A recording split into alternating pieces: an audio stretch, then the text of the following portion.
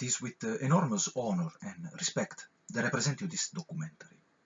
The entire video is dedicated to one particular place. Let's call it a megalithic structure, shrouded in mystery and related to some very amazing, obscure and incredible events that became part of a, let's call it, story. I will try not to give my personal opinion about the various topics, but I will encourage the viewers to please comment about my questions and presentation. So let's start this adventure. On the screen at this moment, you can appreciate a series of images that I personally took in my various visits to the site, which is located in the south of the country of Finland, near the town of Sippo, precisely in Gumbostrand. It's called Lemminkainen Temple. Before starting to investigate the structure itself, let's have a look at all of the surrounding areas to begin having a full picture of this mysterious place. To start, it is located in front or on the side of a gigantic wall-looking formation, which forms part of the structure itself, being, as we can see on the screen, the left side of it. If we just move beside the huge wall, we can start observing that large parts of the hill have been separated from the bedrock and their original position, pointing out the fact that there are different layers of rock formations. To me, it is obviously an ancient or old quarry. The size of the displaced stone is enormous. If somebody might think that it is not that obviously an ancient or at least old quarry, and the separation of the blocks from the hill can be blamed on the Ice Age theoretical events, we can compare the area with the very well-known megalithic quarry of Virolahti that I have presented you in the first part of this documentary. The technique used to quarry the huge blocks is absolutely the same. Let's talk a bit about tool marks in quarry land.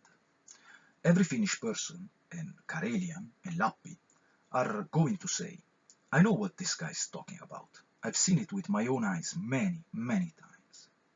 On the screen you have some example of very evident and obvious signs of extended and gigantic quarrying operation. Let's investigate, for example, the area of one of the oldest cities of the country, Porvoo. The signs of enormous block being quarried, lifted and transported are just everywhere. I mean, it's insane. I can go on for a month showing you tool marks that has been used to cut massive boulders just around one single town. And at this point, all of the Finnish people, and Karelian and Lappi, they are going to say, also around my town is full of those marks on the stones. And also around my town, there are huge blocks separated from the bedrock literally everywhere. I have a small question for the viewers. Is it normal to you?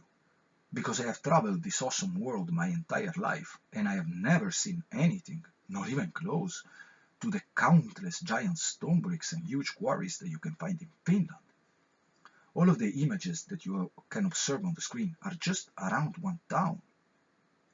But it gets weirder. It's not only around towns that you can count them in thousands, but in the total wilderness as well.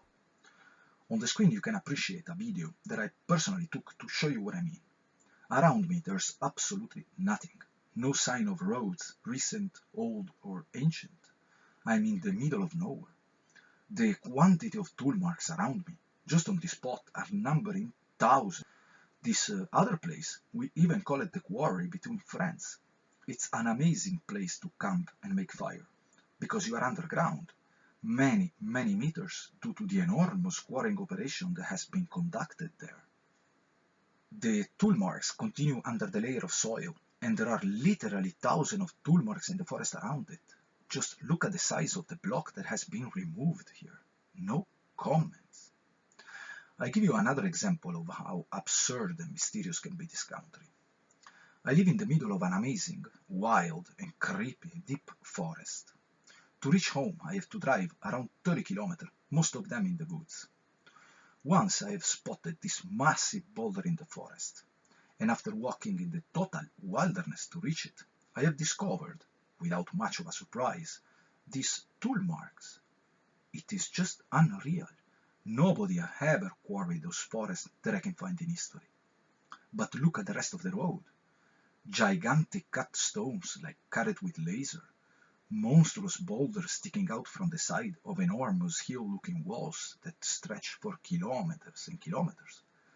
And what about this guy? Totally normal. No, it's not normal.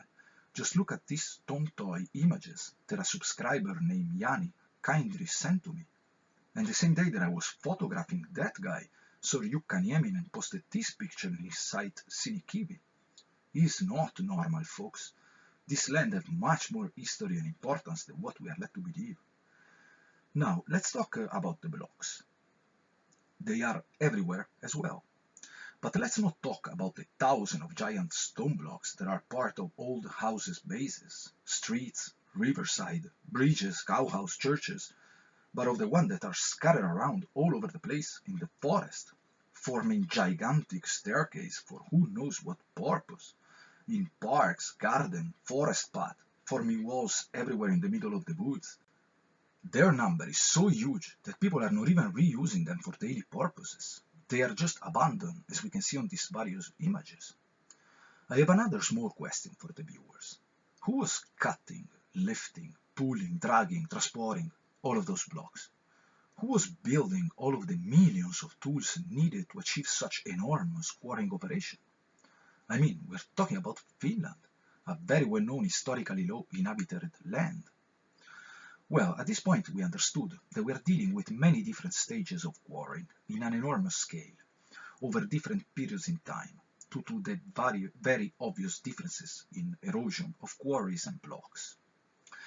Let's point out a few observations that will help us trying to date them. Let's start with the endless tool marks. A subscriber named Ziggy Dan, with very good eyes, noticed one of those obvious signs of quarrying on one of the giant stone toys located in Vottovara that I presented you in the second part of this video. Question: if the giant stone toy was made after the boulder was cut, how old is the structure? If the cut was done before the supposedly ancient structure, how old is the tool mark? Without not even mentioning that in Vottovara we have these huge quarried hills and stones, pointing out again and again that the entire lands of Finland, Karelia, Lapland, the Kola Peninsula are enormous, ancient and more recent quarry lands. I would also like to mention the remote areas of the Urals mountain of Russia, where same style of tool marks can be found in many locations, revealing the use of the same cutting technique in the Urals as in Finland, Karelia, Lapland and the Kola Peninsula. Obviously, the connection with the language origin being attributed to that particular area, the Urals, raises many questions about when in history those languages were connected and when in history those cultures were connected. But it's a long story, and for the moment let's go back to quarry land. So we had a few hints to try to locate in time those tool marks. Let's try with the megalithic quarries. In the first part of this video, I've showed you this old 1700 map of Niemivaara, located in Lapland. It is obviously an enormous quarry. The entire landscape has been quarried at some point. The scale of the work conducted here, separating blocks from the hill, is very visible in these images and on the map itself, which tells us a lot about the date of the quarry. It is obviously much earlier than 1700. Because on the map it doesn't seem to be in use any longer. But to put together two questions, I will show you this map of Lapland belonging to the same period, precisely 1736. As we can see, it doesn't look very populated at all. So the two questions are, who were the stone cutters and when those giant lands were quarried? On the screen at this moment, you have an illustration that comes straight from the statistic of Finland, which tells us a lot about the number of workers that we are dealing with.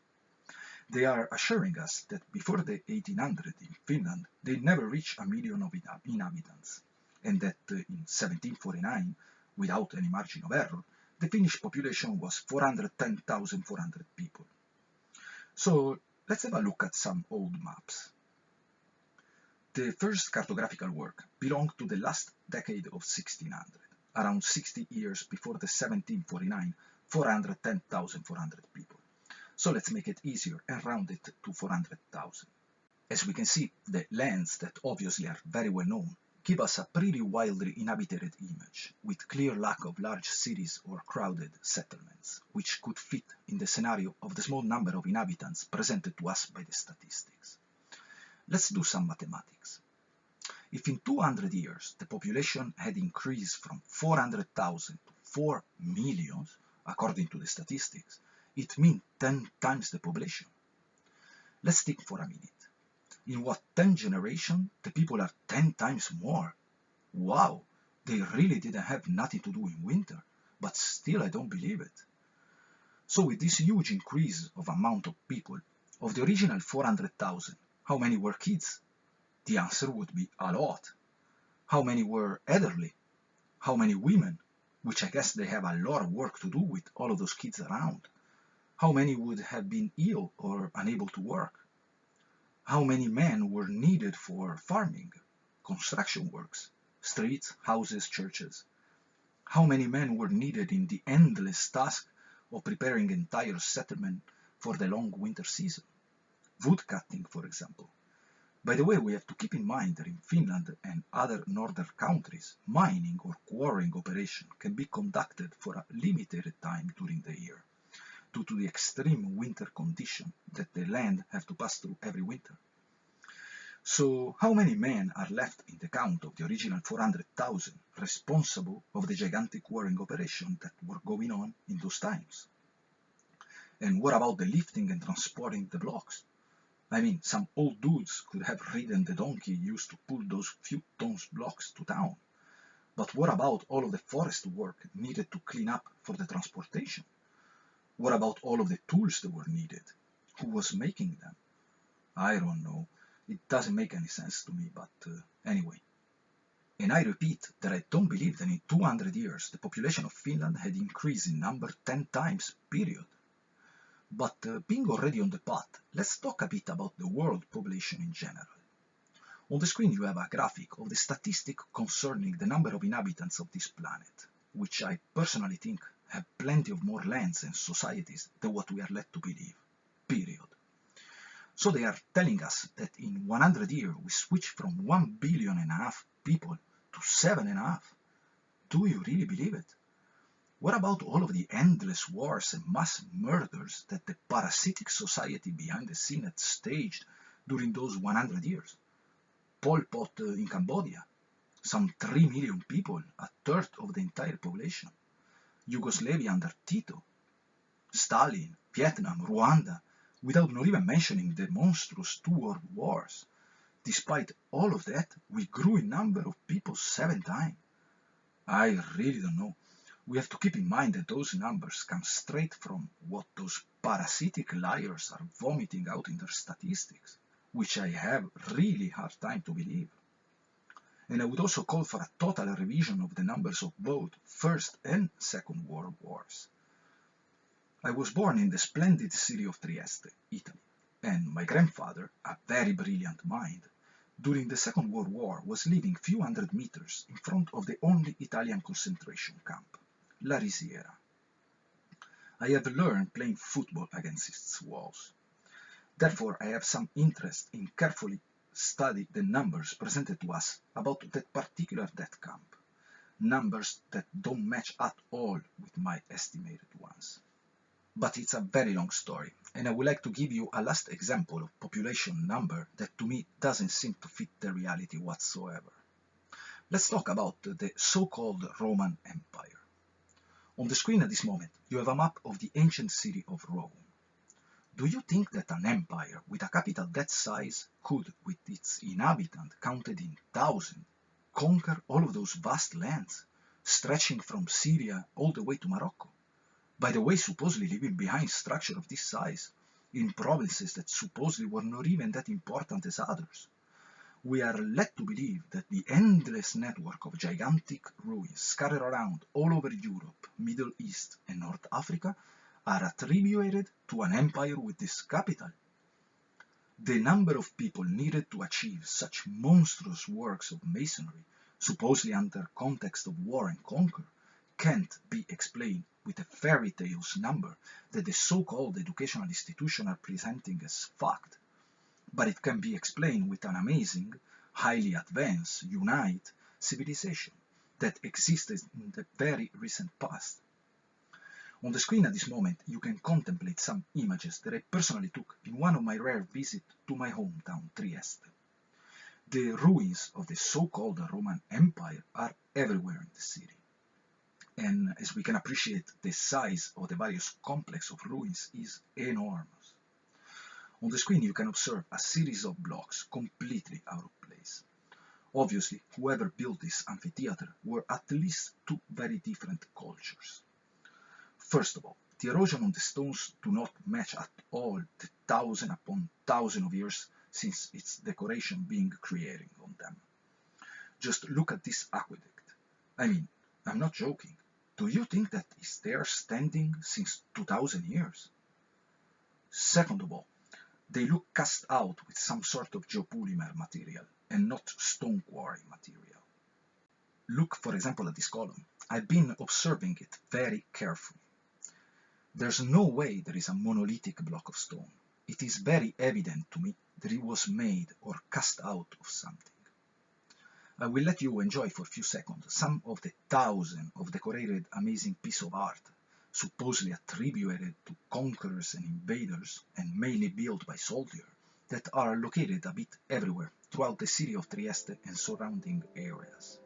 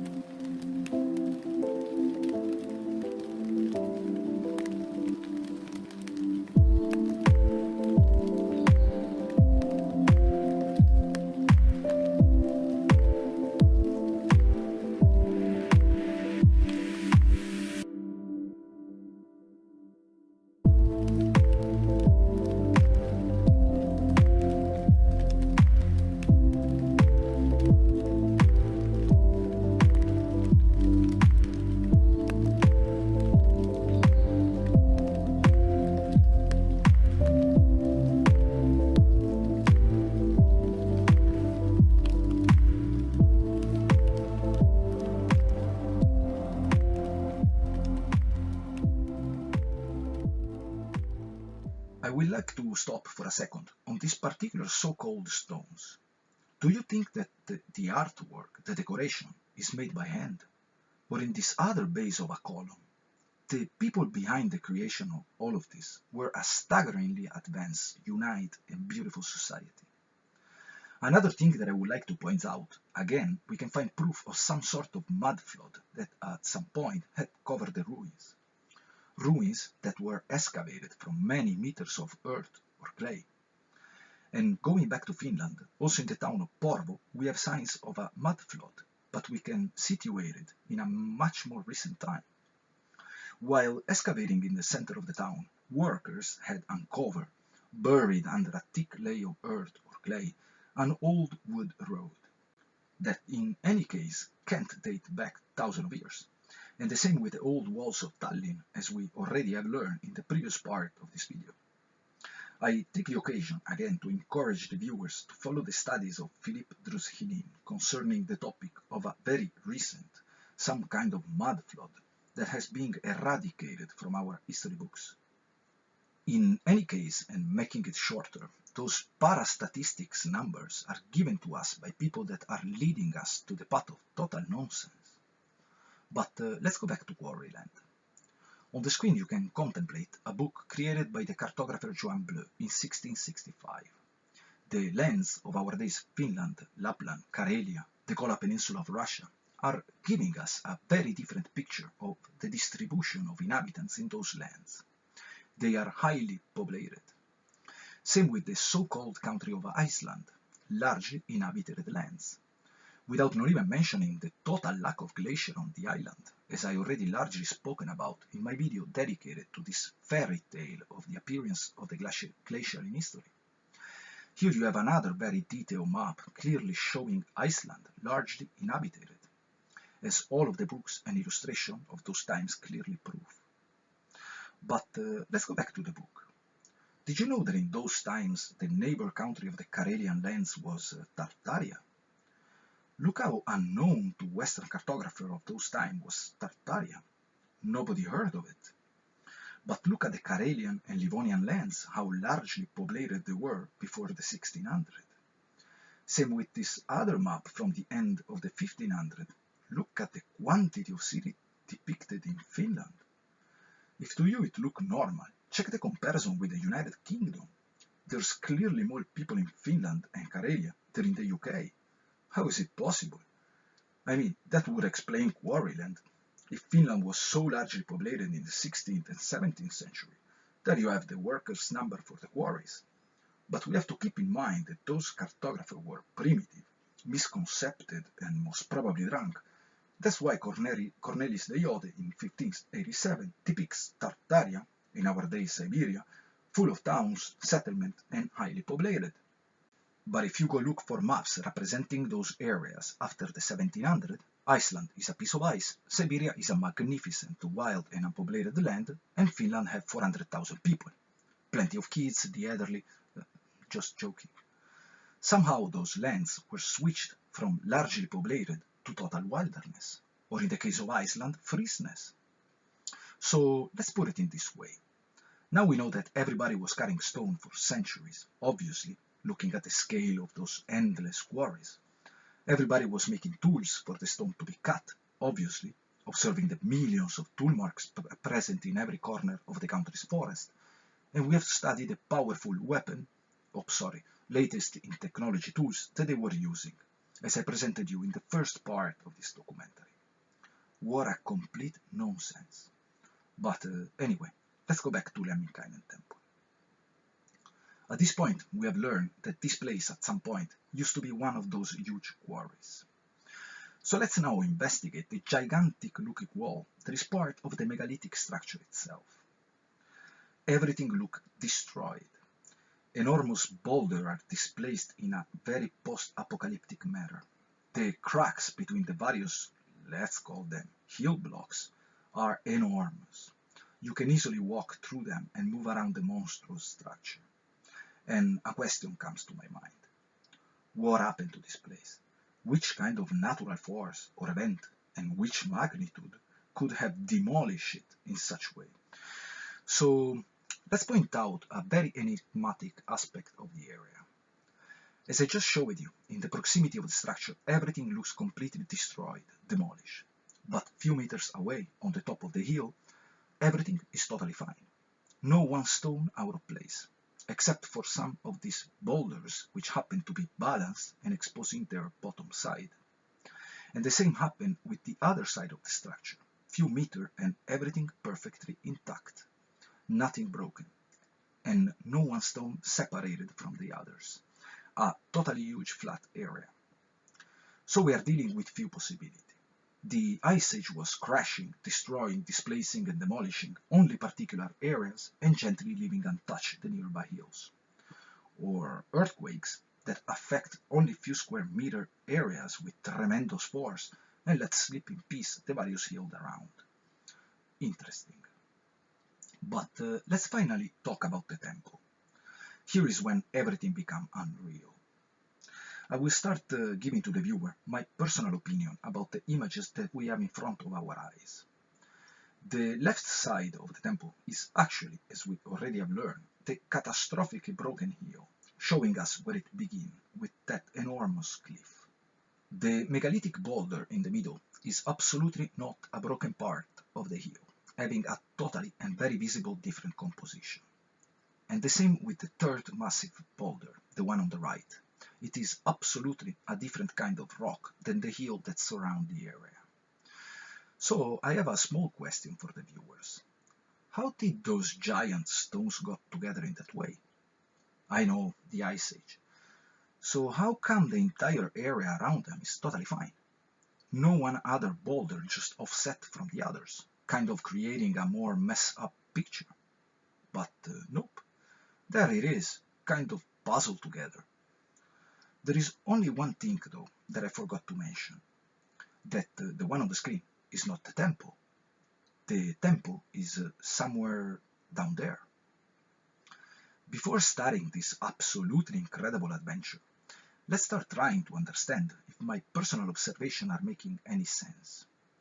Let's investigate the structure. To educate us on this issue, I would like to call in the classroom my favorite storyteller in absolute. I could listen to him talking for hours, and having the honor to be personally in contact with him, I can guarantee you that it is also an excellent and brilliant person. Let me proudly present you Sir Jim Chestnut.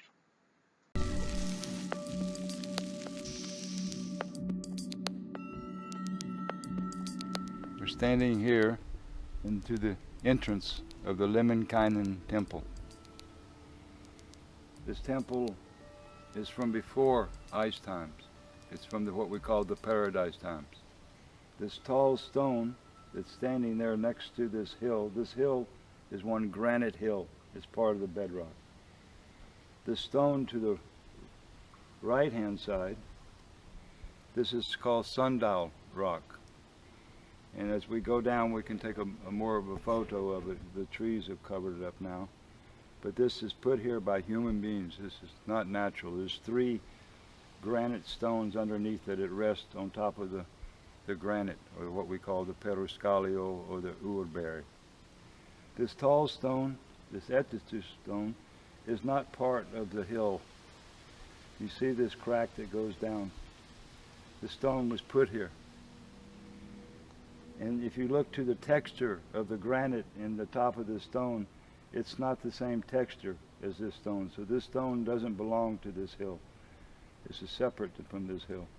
So Sir Jim Chestnut is totally validating my personal observation of the structure. So how did those megalithic blocks come together? Ice Age enthusiast and denier have to agree on this one. Somebody built that temple. But I think that the real question at this point are, who dug the cave and what's inside the temple? Well, the first question has an easy answer.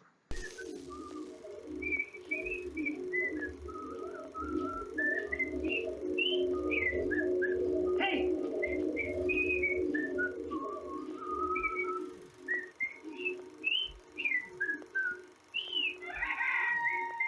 Let me proudly present you Sir Ior Bock. But before talking about this legendary figure, let's try to answer the second question. So, what's down there, Sir Jim? Right where this entrance, this cave entrance is, we start to dig about where the water level is there. You can see the wet level. That was sand up to that level, a little bit higher actually. And we came down from there to just above the entrance to the cave, and there we came to 3 granite slabs, completely rectangular, stacked on top of each other. The picture shows 4, but there was 3, and between each granite slab was one layer of like this clay. So as we drilled the drill into this rock, it would go about 1.5 meters, and then it just woo. So the drilling master, Heikki Akullinen, he could straight away understand that this granite, completely rectangular granite, inside this natural surrounding, it wasn't natural. It was put there by human beings. We went through 3 of these stones, and when we came to the last stone, there was a stone pushed into the mouth of the cave, completely sealed in with clay, fit exactly in this hole. And there we start to make drilling, and about 2 meters, 2.5 meters, the drill went woo. So he could straight away understand that this stone, this big kiwi, this big stone that was pushed into the mouth of the cave, it wasn't natural either. It had clay. So we exploded this, he drilled, we put dynamite, and he came and he boomed, and we blew this first stone out. Behind that we found one other large stone pushed into this mouth, and he drilled that out. He blew, rocks flew across, broke this telephone pole across the street. And now, when these stones were cleared out, behind was just one wall of boulders, different sized boulders, all built in a wall with clay and this stuff they call rapakivi, which is a kind of a small stone that's found only on the surface. It's not found under the ground here in Finland. So these people had actually just packed this cave full of these boulders with this clay, just rock walls. We started to drill, exploding, exploding, exploding. And what we noticed in the beginning as we went inside, this granite hill, the floor continues. It's really one natural granite floor inside here. And we noticed that in the top there was a ceiling.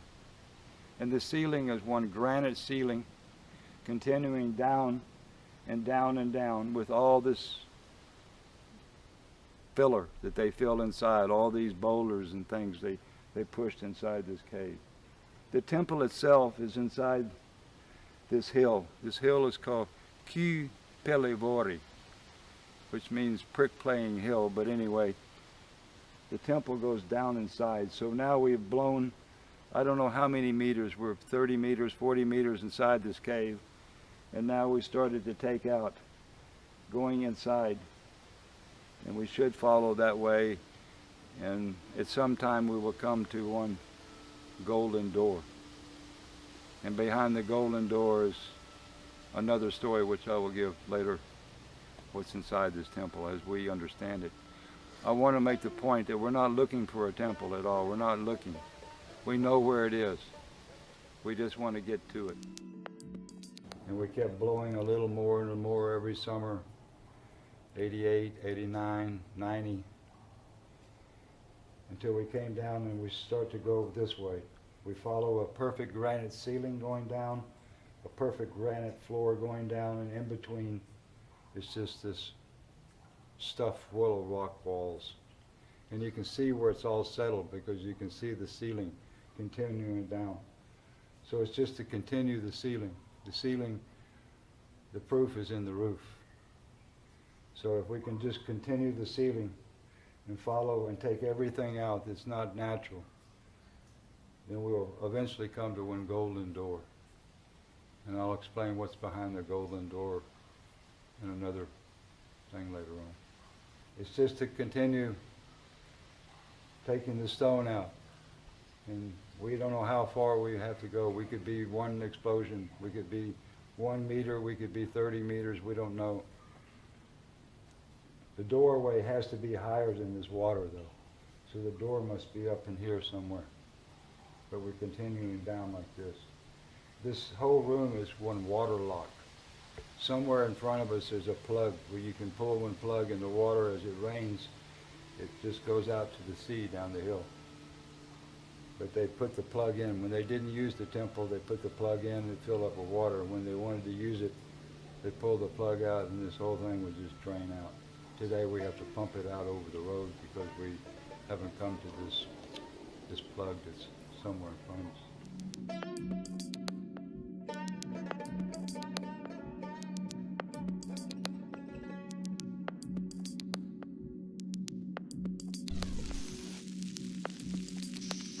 I have a small question for the viewers. Does all of this sound normal to you? Is it only me, or a golden door under an enormous megalithic block sounds a bit uncommon? A bit weird? So one of the questions that comes to my mind at this point is why Jim Chesner, with plenty of other people, started digging down there in the first place? The answer is again very simple.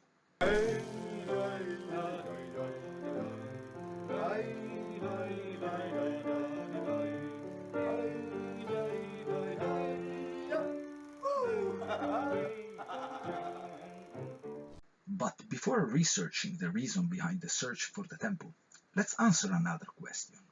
How did in few years between the end of the 80s and beginning of the 90s a group of people and friends dug out, removed, dynamite, excavate, openly, in front of everybody, the giant tunnel that is visible in this image, in search for the golden door? Well, the answer are in these magnificent images containing one of the most beautiful videos presenting this story. It's titled The Mysteries of Balder Temple by Alexander Morten Joramo. Please enjoy.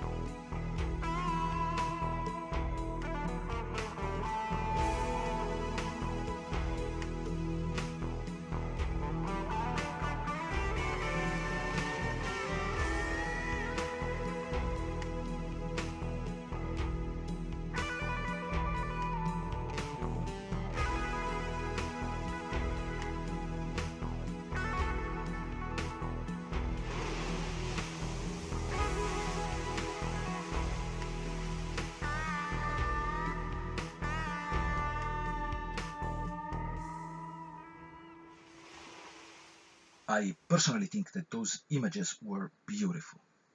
By the way, the awesome psychedelic sound on the background was from a Finnish band related to the events that took place at the temple. The name is Kingston Wall. They even dedicate an entire album to the Lemminkainen temple. But we will talk more about this band later on. For the rest, what an amazing group of people. We have to keep in mind that these events were going on in the beginning of the 90s in Finland. I'm really amazed. People from all over the world gathered at the temple, believing that they were going to change history. Without any economical meanings, these awesome people were following the instruction of Captain Earbach. First question, how does a person create all of that in the first place? Must have been a very special human. Let's have a few examples. I would think that he was a very good man to travel with. I don't know why, but for some reason very easy to travel with him. That he was not the man who was telling other people what they could do or what they should do. He let people find, their own initiative, on many things, yeah. It was supposed to come to Moscow and from there to Helsinki, but the plane was late, so we missed the Helsinki plane and we have to spend one night in the hotel. But we need visa, and we don't have. And I was talking on the phone and asking for this tea, but it's impossible. A few times I was trying, and then Ior was talking to the phone, and then he was really flipping out. They were bringing. When I traveled with him, it was easy because you could tell him what time when we are eating, and when we are smoking, and when we are sleeping. And he never resisted, He loved to do things by himself. He was very kind of individual in that way. And on the same trip when I was trying to organize our tickets airport, it was Aeroflot. I was trying and trying maybe 1 hour. Then I was going back to Ior. He was waiting for me on the bench and not possible. Then Ior was taking these tickets and going to the guy there, putting the tickets on the table and say Helsinki. And the guy was taking the tickets and taka. There, go on. These were just a couple of examples of what an incredible character was Earbach. I strongly recommend the viewer to watch the 3 awesome documentaries. The title are on the screen and in the links in the description, to have a full picture of this really unique personality. But the questions are, how did Earbach know about the temple?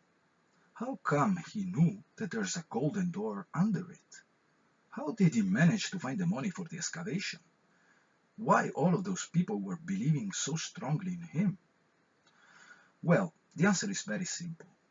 His family members were the keepers of some ancient knowledge that are contained in an endless saga. Obviously, I will not include it in the video, and I will not even talk about it. I will encourage again the viewers to have a look at the various videos that I will post in a playlist on my channel, with various collection of those knowledge. So Earbach had an ancient saga that he started spreading to the world, as the saga states, 1,000 years after the events contained in it had occurred. While living in Goa, India, Ear began his journey as storyteller of this ancient knowledge. In 987, these people, these Oz people, this Bach family, they knew that this Christian church had made 2 arms. The Roman Catholic was coming up through Europe, coming this way, and the Greek Orthodox were heading towards Russia, this other way, from Constantinople. And they knew that this Christian dome was coming to destroy hell, because they'd already written in their book that hell was the worst place on the planet and only the bad people go there.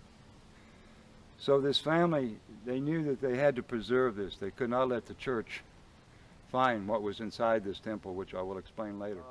In the year 987, they closed this temple up, and they said that in 1,000 years, the Bach that was alive at this time, it was his obligation to open this temple.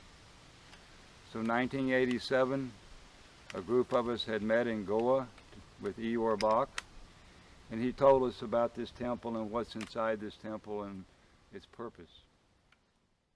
I would like to add a comment. During the research that I have conducted on the story, I realized that a lot of people got strongly mentally affected by the box saga, really almost hypnotized. Instead of presenting you the saga itself, I will show you some interviews of people who were present during the events and between the closest friends of Ior Bock, which to me gives a really honest and pure description of the feelings and experience with the saga. Please enjoy. Many people who travel to India, and in a way they go there kind of little bit looking for some culture, something old, explanations of life and universe and in general everything. And I think Ior had one of the best ones. It was really, really nice. His story was always very humane in that way, that it had only to do with humans and nature. It was we who did this thing, it's our story, mythology in one way, just this history also. We make those old characters into gods and think that the people from before were just fantasizing about gods, when it maybe in reality is real people behind there. Sometimes I've been personally feeling mentally really like quite deep because of this, and even people around me, especially my parents. I've been freaking out and flipping in my own way here in many years' time. Because to handle the story in your daily life with people who are not in the story, to balance this is a bit difficult, or it was more difficult before. You couldn't keep your own mouth shut. You just had to talk about it, and then people start to flip around that of your own flipping. Difficult that the saga is so huge that it blows up your brain, and so this way it's difficult to go in because you have to change your whole life view, the whole view about history and mythology.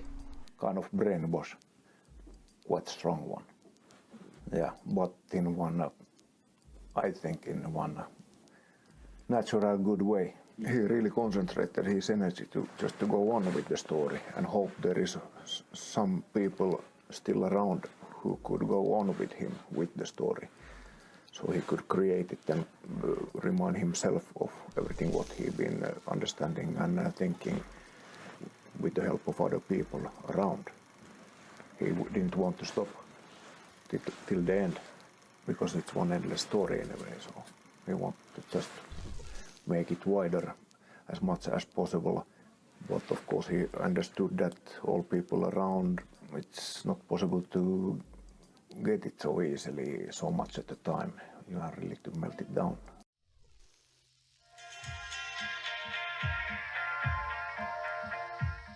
You know, some people, I would say, believe everything what he said. Some people think it's an incredible story, and it has changed many people's lives and completely their thinking, but it's like impossible to say. And Ior never said that this is any kind of truth. He just said that you have to think by yourself. This is the saga, and you think. It's not about the truth, it's about saga. Everyone who tells the story, they put their own flavor in. It would be impossible that the story would stay same for 50 million years. Like we see in every tradition, there is little changes, but some kind of the base saga can be the same, but then there is things happening all the time. There's new things coming in. It would be really hard to say that it's all true. Ior was the first to make me understand that people were very happy and they lived very balanced and good lives before, in a natural surrounding, and that they probably knew every bird, every plant, and all the names around us that we don't know anymore. Now we know all the names of all the new phone models and all kind of pads. But what was quite funny in Ior's story is how he stubbornly kind of repeated the same details from the start all the way to the end. At one point I had a box of all these tapes that had been kind of recorded through all the years. You can hear how much he has been changing the story through the years. But there was never really any change. There was always the same story, always the same words, the same details. It kind of never changed. One would think if somebody really has been figuring out and inventing this whole thing, he would kind of not really remember what he said 20 years ago, 10 years ago, and it would be a little bit different. But no, it was the same story almost on every tape. Very impressive in one way, and he stubbornly kept on repeating the same story all the way until the end. I personally don't know what to think. Please, if you decide to research the saga, let me know your opinions. At this point, we understood that we are dealing with a very powerful, mind-blowing story that finally brought all of these people to dig together at Lemminkainen Temple, searching for proof that the saga was real and history should be rewritten. But here is when everything got out of control. So it went on and on. Years went by, and the temple was, excavations were going, on, and of course, once there is something happening, then people are more enthusiastic about. But then I think it started to dry out, a little bit. There was no money, to continue. Sort of negative reflections, started to come up already, as I saw it, maybe already by as early as 95. Because I knew that guy quite well, this Petri Valli, he was this musician, who made, also a whole album based on Box Saga. Name of the band was called Kingston Wall. And all the lyrics, in each song, very much influenced by Box Saga. And this guy, I think he had such an output, from the story, that at the end, he started to regret, what he had said and done. And at one point, he feels that, Eeyore is the evil, of himself. And actually, the most negative pressures didn't come from this story. It came from outside stories. More just this crazy bunch of people around him who was... I don't know if it's true story, but maybe it even happened that he went to Eeyore's place at the last weeks or last months of his life and tried to look or seek some kind of advice, help, solution, to my really heavy feeling. And of course we don't know, how did that meeting go. But what happened at the end, this guy, he climbs up on the church roof and throw himself down to the death. No, yeah, this is also because in this story there is so many flip outs and, murders and suicides and whatever. So many, like, a little bit sounds like dangerous. Already by 95, many people backed off, and said, I don't want to hear anything more from this, And if I meet those people still after 20 years, their opinion hasn't changed at all, Maybe it even get more strict, than it was then, So they feel that they are very right about that Eeyore did something very bad to this Petri Valli, But nobody knows what. And then more of these flip-out cakes, appeared, Also another friend, came up. Also, I think we took him to India first time, and he was very nice with us, for many years. But then at one point, he also get very intensive, and he find out that it's fault of Eeyore that he feels so bad. That Eeyore has destroyed, all his friendship, with all the friends, he had, and now everybody is involved with, and Eeyore is guilty. Why he feels so bad. In India, he came to Eeyore's the place where Eeyore, was staying. He came in already with a knife, but he was so confused and in such a bad mental state. So I think when he saw Eeyore with the knife in his hand, he started to like shake, what's happening, And then other people rushed, in and just beat him out of the restaurant. Eeyore sitting in a corner and saying nothing at all.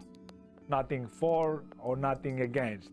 Just remaining silent, And then, what happened end of May 99, this guy returned from India, and maybe on the second or third day in Finland, he goes to Ior's town apartment.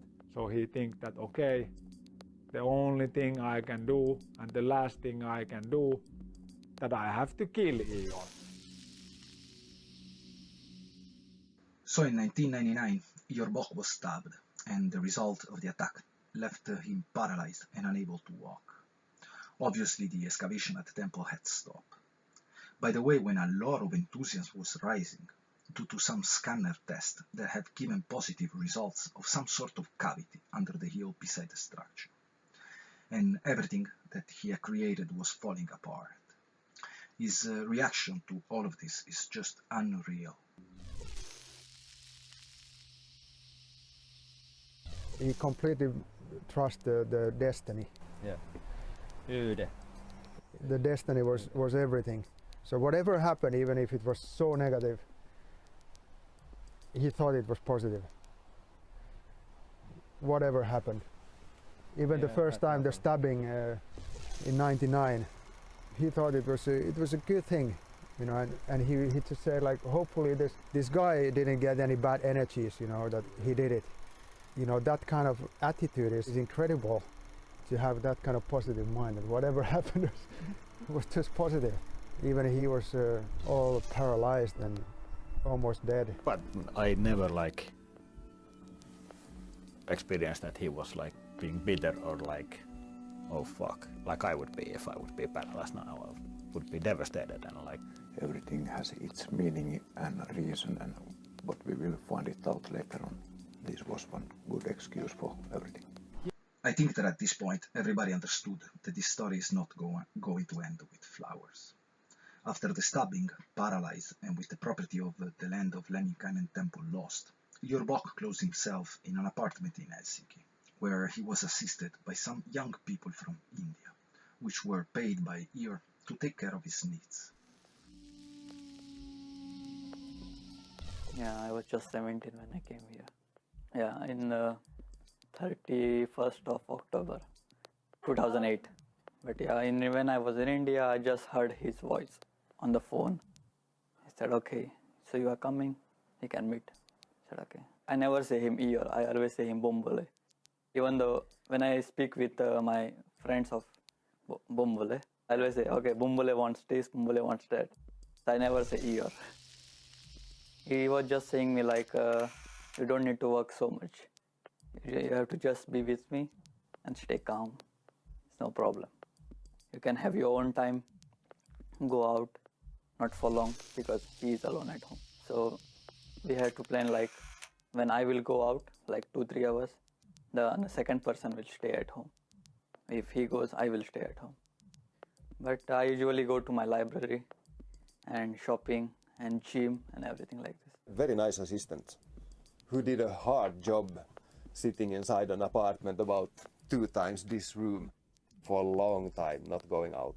I have chosen to leave intact the full interview with the last person that was beside Ior. The respect that I have for Sir Abhi is beyond description. So let's listen how this incredible adventure ends. And everybody thought that nice, you know, that they have like their own language even to talk with each other, you know, that when they want to get away from the Ior's like presence, you know, they can play cards, you know, and cook rice and lentils, you know, and have some life, you know, by. But it didn't go like that, as we all know. I've been to India in August. Yeah, August it was, when I went to India for the festival. And I came back from after 1 month. So after that time, like before going there, the second assistant, like Nilesh, he was quite okay, like he was normal. But since I came back from there, he was like abnormal. He was like behaving so strange with Bumbule, with me, everybody. Even like he's thinking so much that time. His changes like clothing, everything. He was wearing like a lungis, which I never saw him wearing the longest. So I never saw him like this. I asked him like, what's going with you? Like he said, what happened? He said, you are behaving so strange and everything. I said, nothing happening. So one day he went out, he came back again. He told me he forgot to wear a jacket. I said, okay, wear the jacket. Then he went out, he came back again. He said, I'm thirsty, I want to drink something. He went to fridge, opened the milk, juice, at the same time he drank, and he went out. I said, okay, I'm just looking, I can't ask him anything. He came back again, I forgot my scarf. I said, okay, wear the scarf. Then he put the gloves, he went out. And after when he came back from there, and me and Bumbale was looking to him like, he's behaving so strange like this. And we were just like speaking like, oh, this is not normal. So when he came back after like 2 hours, he told us the story like somebody was trying to hypnotize him. Like somebody was telling him to go there. So like the person who was hypnotizing, like from his mind. So he told like he went for a long route and somebody was controlling him. Do this, do that, walk, run, something like this. I said, okay, this is not normal. But he was in a very bad state, already many months before it happened. He saw crows, like flying through the living room, and he was hallucinating. I was so surprised, like what's going on with him, because he is saying like somebody is trying to control him. And suddenly he put a point on me that, is it me that who is controlling him? I was like, how can you say that I'm controlling? I don't know anything about hypnotizing and everything. And I just came back from India. So what's the point with you? He said, no, something is wrong. I said, yeah, we knows that something is wrong with you. And it was a Friday on 22nd of October. The person who came there that night, he was the person who was there also like 10 years ago. And I can say like there is something with that person. He looks so weird. I was so angry on him when I saw him. I can say frankly like I was so angry on him because he never came within 10 years and he came on the night before this happened. So I have some kind of doubt on him because that person who in 1998 who made this incident, he was also like some kind of hypnotized. Now Nilesh also hypnotized. So I don't know, like there is something connection with this person because he wants to do but he can't do the things. So he is trying to catch the person who are like mentally weak. When this person came, he was asking for some kind of books. Bumbale told us to give him the books which he want. The next day when he left, in the morning when we woke up, we gave him the shower and everything, and it was nice. Like he went to sleep again. Nilesh went to sleep after the shower, and me and Bumbale was drinking the tea, and it was quite a good like sunshine morning. So I said to Bumbale, okay, I'm going to a shop to buy something. So I will see you like after 1 hour. I said, okay, have a nice day, sunshine day. And like, yeah, and I went to shop. Then when I came back, Nilesh was already woke up.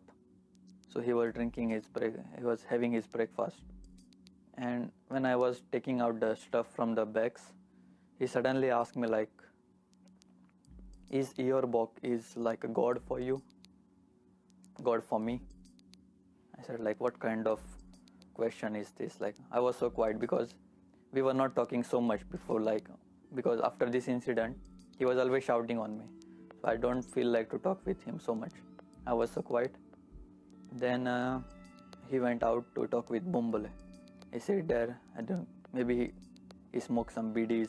He was smoking BDs with him and everything. He was sitting with him and suddenly he started like, I was still in kitchen. And suddenly he started to ask like, tell the truth, like who are you? To Bumbale, he is asking. Call the police, ambulance, Maestrati people, tell your true story, who are you and everything. Because you are telling the fake stories and everything, something like this, blah blah blah. And in the end he said like he can kill Eeyore, like his hand is not worry about killing anybody. And so Bumble was not even aware about this, like he will going to do these things. His hand is not aware of killing anybody, and he did something in India also. In the end he said like this. And after that he came to kitchen, he took the knife from there, and I'm also not sure that what he's going to do that, because he's sometime doing like nuts and everything like with the knife only, yeah. And if I ask him something, he's always reacting like so, he's answering like so angrily, and I don't want to talk with him, so I didn't ask him anything. So, and straight away he went out, and I think so that time I heard the voice of Bumbale like hey hey hey 3 times, and he stabbed that time for Bumbale in his here chest, so in his heart. So when I heard this hey hey hey, I just ran outside, and boom, the knife was already in the here, and like I was like, why you did that? I just was controlling to him, I was pushing him back, like pulling him back. Then he suddenly showed me the knife, said go back, otherwise I will going to kill you. He showed me the knife like this with left hand, and I was so scared that I just went back. I was looking Bumbale and I started to cry.